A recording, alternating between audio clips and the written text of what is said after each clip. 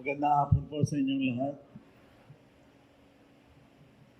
Your original invitation was to Governor Ben Diokno.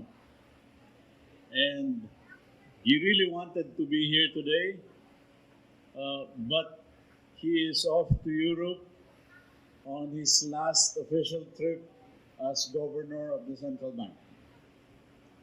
He left last night. So he asked me if I can read his presentation for him, and I'm really happy to do so. As you know, Governor Ben becomes Secretary Ben Diokno of the Department of Finance in a few weeks.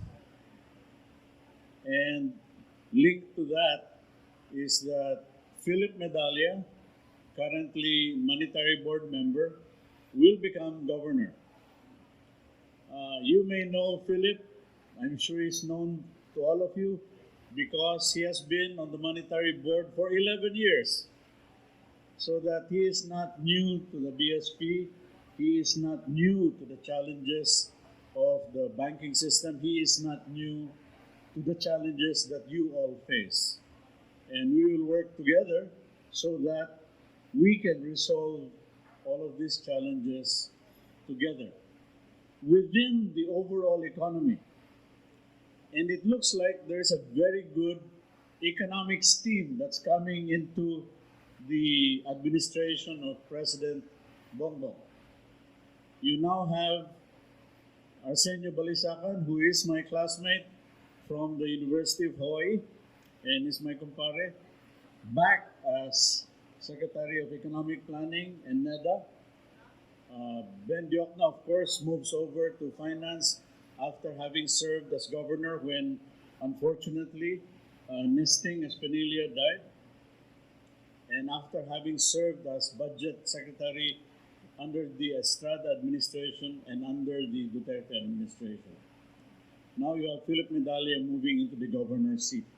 It's a strong, highly technical group that know development issues and can talk to each other regularly and closely and coordinate on issues that face us all. So I am very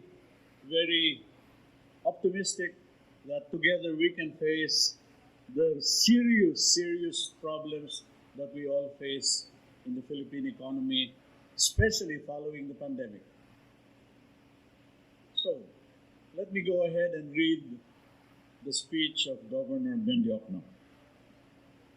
Good afternoon to the officers and members of the RBAP, headed by President Concha, Attorney Concha, and of course, the officers of the RBAP. I was sitting beside Ms. Elizabeth Timbol, and we were talking about all of the discussions that we had in the preparatory committee for the Rural Bank Strengthening Committee. So I can share with you some details of that in a little bit. Also, I'd like to greet our good friend Bobby Tan from the PDIC, formerly from the Department of Finance, formerly National Treasurer. So the government will have to borrow a lot of money going forward. And we need a strong economy that's respected by the international community so that we can borrow at very low rates that can sustain the continuing economic growth of our country. So Ben is pleased to join all of you today. And today we will discuss a number of things. First, the macroeconomic landscape and performance of the banking system. Secondly, a quick look at the history of the rural banks, and followed by a discussion briefly of the Rural Bank Strengthening Program. So, after the pandemic-driven recession of 2020, the economy has come back. Strong growth, 5.7% full-year growth in 2021. And in the first quarter of 2022, our economy grew by 8.3%, faster than all expectations and the fastest growth in Asia among all countries. This growth momentum brings us closer to our original growth target of 7 to 9% in 2022. The employment situation has recovered and is close to the pre-pandemic level. The unemployment rate has dropped to about 5.8% from its peak of 17% in 2020. The employment rate of 94.2% in March 2022 translates to new 47 million jobs for Filipinos. The April inflation rate of 4.9% is still within our forecast range, and it is the mission of the BSP to keep inflation to within 4 to 5%, and even better within our target range of 3% plus or minus 1%. It is consistent with our assessment that inflation will be slightly elevated over the next year because of the Ukraine war. And as you know, the Ukraine war has caused the increase worldwide of oil prices, of wheat prices, of food prices, and of fertilizer. Ukraine and Russia together produce about 1/3 to 1/2 of all wheat and all fertilizer, and that's affecting everybody. But if the Ukraine war is resolved within this year, we expect that we will be back within the target inflation band of 2 to 4% by early next year. And despite these external shocks, our gross international reserves are still very strong. 105.4 in March and 106.8 as of April. And we will increase this some more because the BSP is now aggressively buying gold. Gold that we produce in our mines because President Duterte allowed mining to reopen again last year. And because the mines have reopened, the BSP is now open to buy gold from small-scale miners tax-free, without VAT, without excise taxes. So for those guys who know small-scale miners, please tell them, sell your gold to BSP. This is crucial because the gold that we buy goes straight into the international reserves. We also need the international reserves because we need to defend the peso. And if our international reserves are stronger, we can defend the peso. Now, the international community recognizes our efforts. And the international ratings agencies have affirmed the ratings that are on the road to A for the Philippines.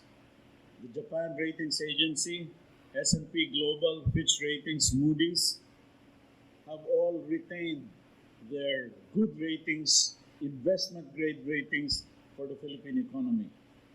And this is crucial going forward because the Ferdinand Marcos Jr. government will have to borrow some more.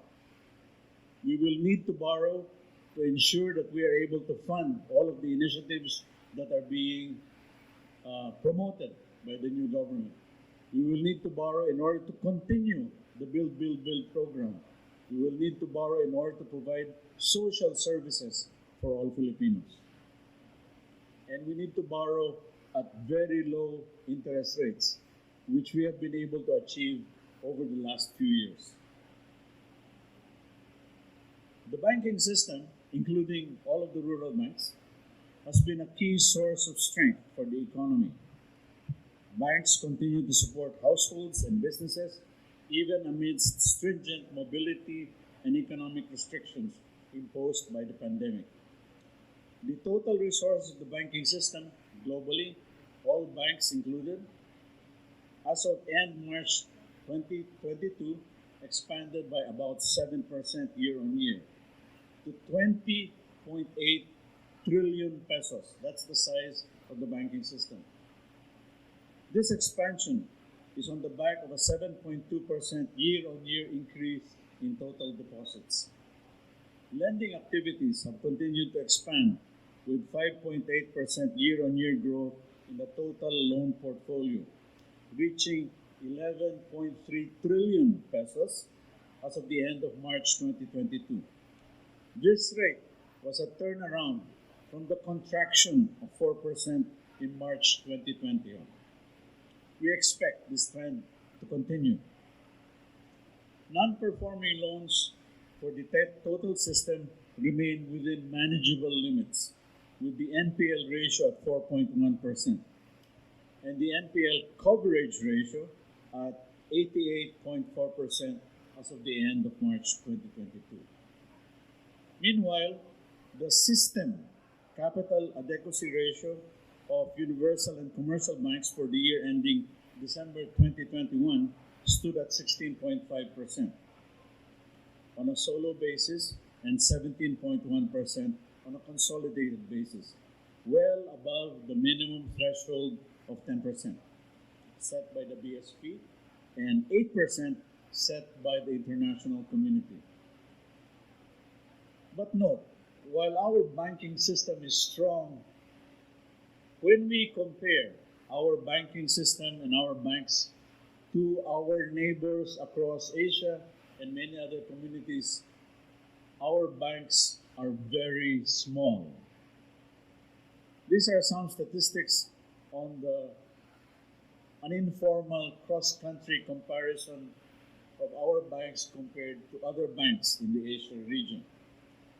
For example, if you compare the banks in India versus the banks in the Philippines, the banks in India are more than 300% larger than those in the Philippines. If you compare it to the banks in Indonesia, they're more than 100% larger. And Malaysia, for about the same.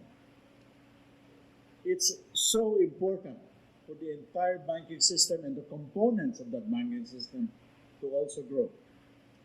While this exercise is not that formal and will need to be analyzed carefully, it represents the threats and opportunities for the Philippine banks.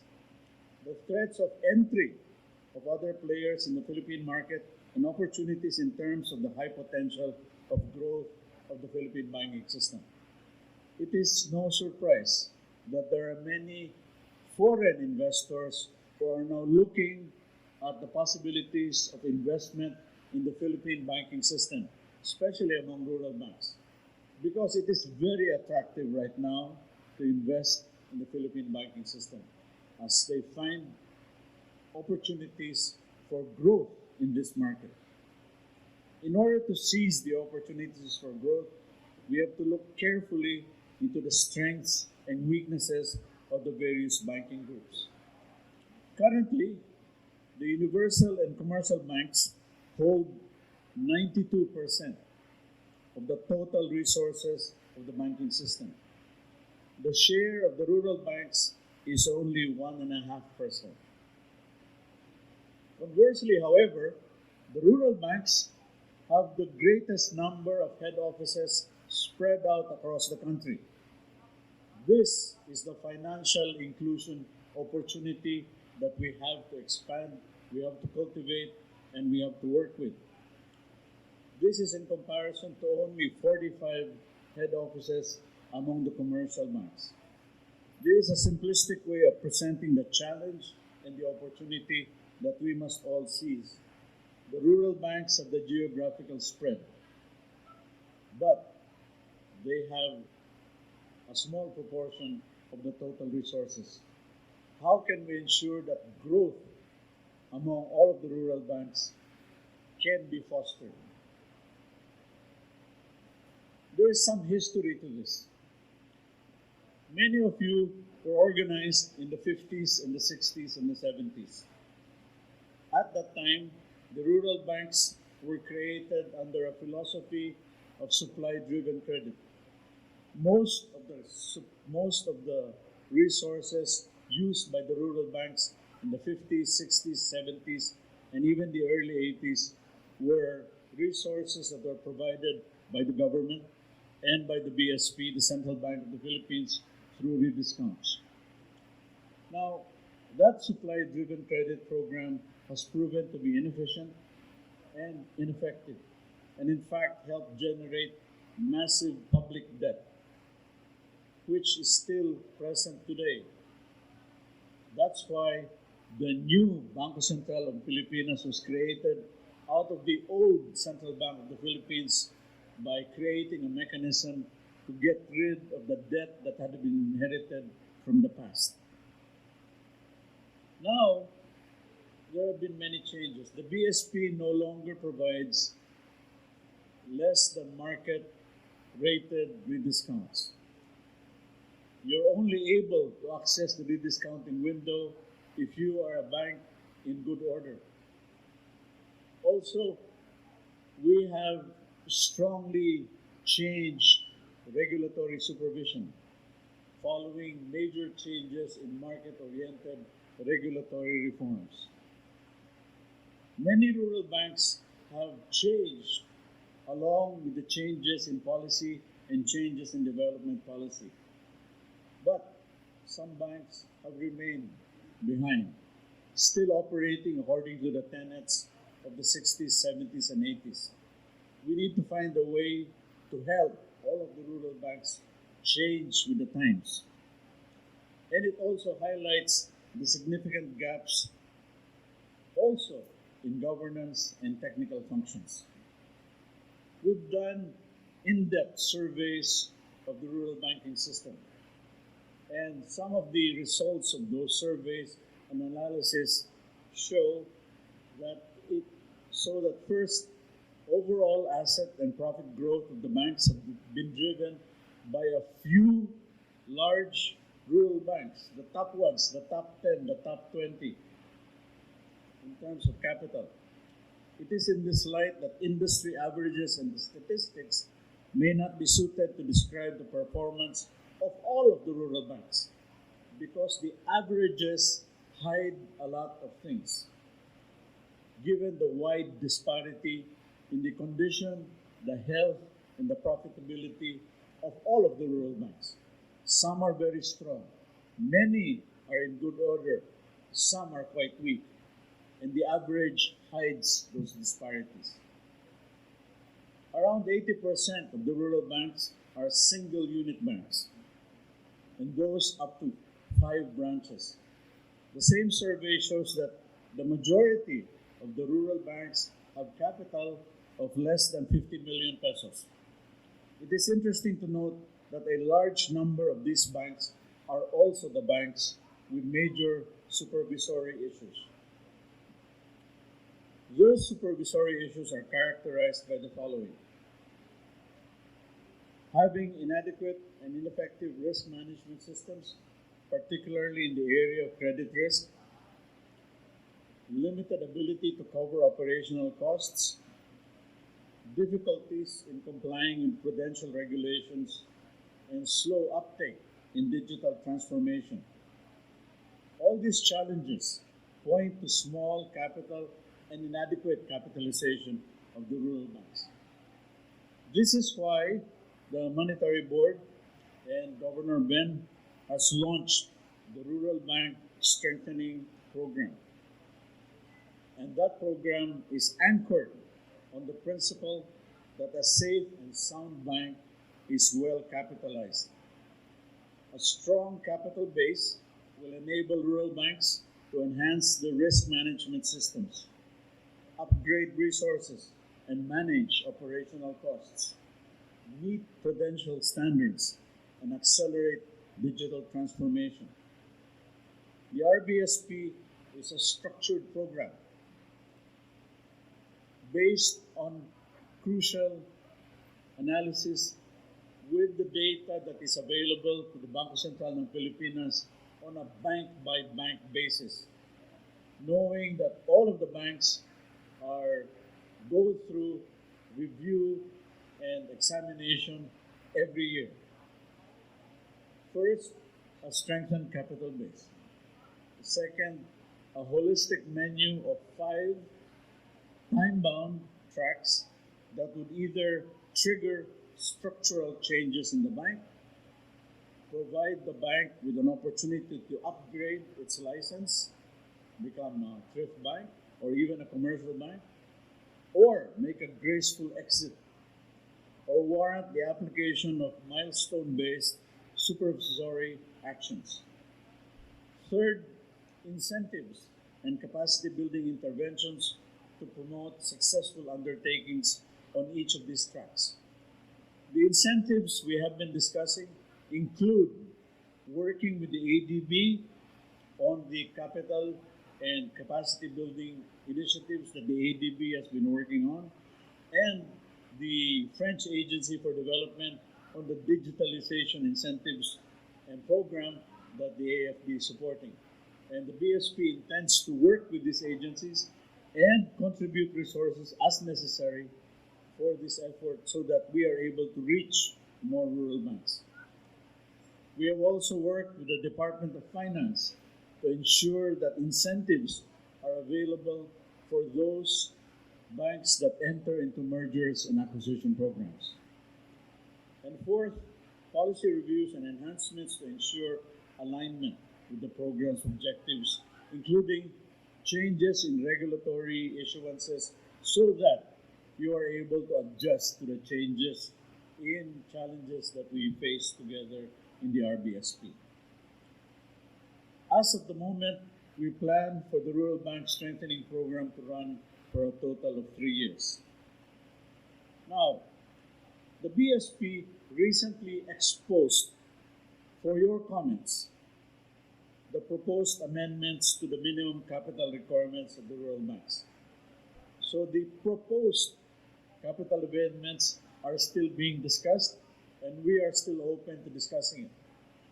And let me just say, as an aside, that your president last year, Mr. Ball, participated in the programs to discuss these efforts. But at that time, we still did not have the number. The number only emerged recently in discussion with the Monetary Board, and as we saw the examination by examination data that was emerging out of the regulatory group. So we are still open to talking about it. We assure all of the rural banks that the BSP will continue to be in close engagement with all of you, especially on those initiatives that affect your business. I am joined here today by the members of the technical working group led by Assistant Governor Lynn Javier. Please, Lynn. They must be able to recognize you because they're going to ask you a lot of questions. And we're here, we have a booth, we can listen to all your questions, and you all know how to contact me. Mr. Ball has my phone number. So let's continue to talk about this. In addition, the BSP will conduct briefings to both internal and external stakeholders to promote awareness of the program's objectives. We hope that these activities will enable rural banks and other interested parties to make a preliminary assessment of their willingness and capacity to adhere to the requirements of the program and make your banks stronger. We believe that the RBSP will better equip all of the banks to adapt to the changes that we are all facing.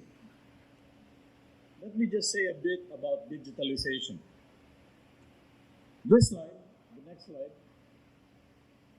shows the policies in the pipeline promoting digitalization in the financial industry. The BSP will institutionalize a test and learn approach, a regulatory sandbox that will assist you in trying it out and seeing if it fits your operations. And once it fits your operations, that's when we will write the regulation to cover all of the banks.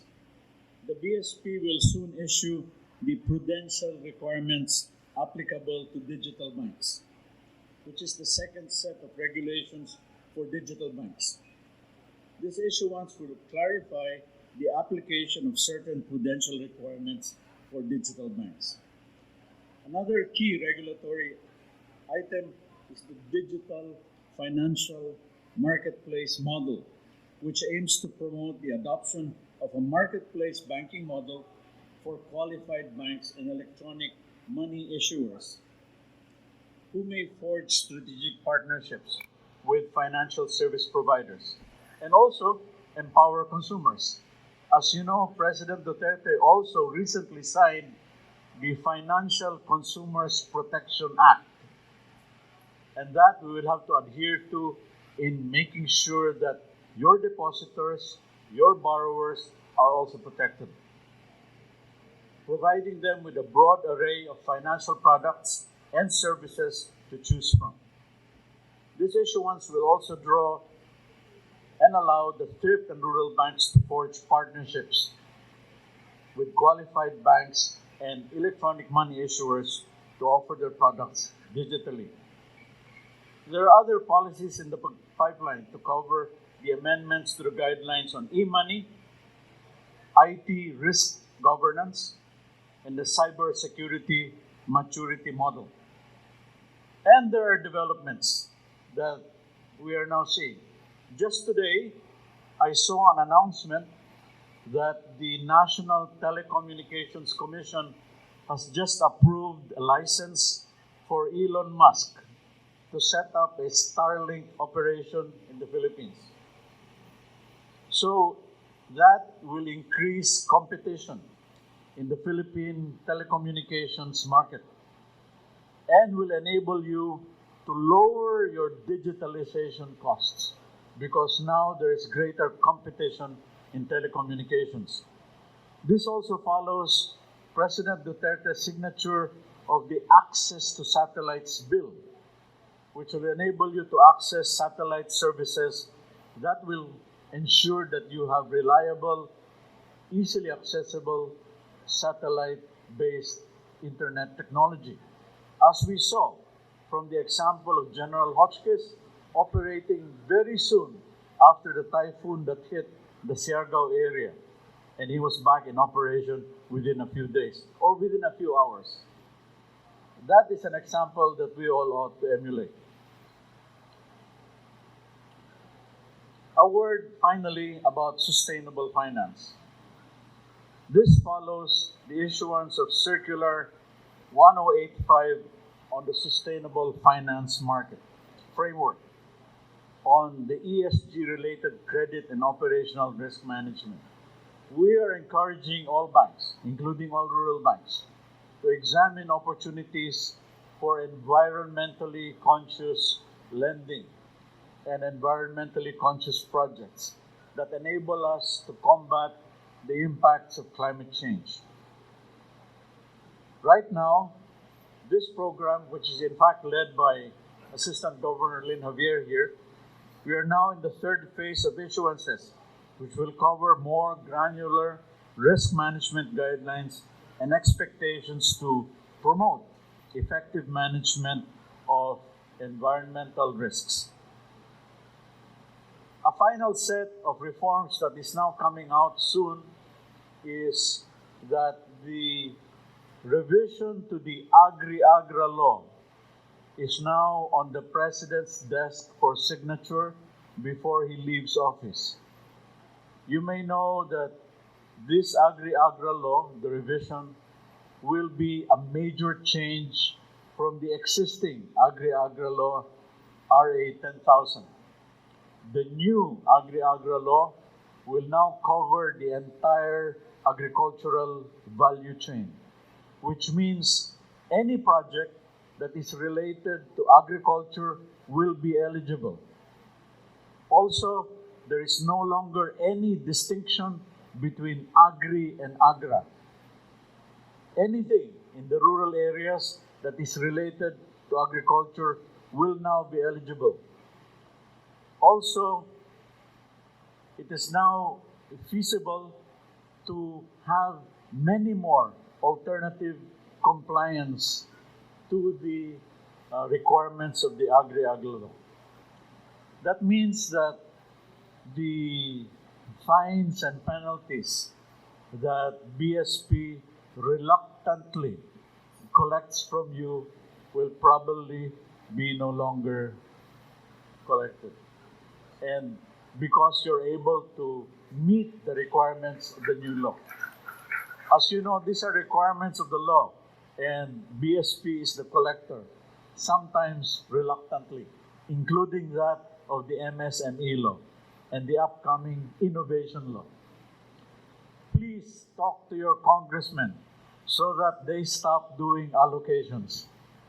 They should follow market-based principles in providing lending to your stakeholders. In closing, speaking for the governor, we would like to say thank you to all of you in working together for the benefit of the Filipino people, and as the Governor Benz always says, in bringing the central bank closer to the people. Maraming salamat po. Thank you, Monetary Report, sir. We will give the token of our appreciation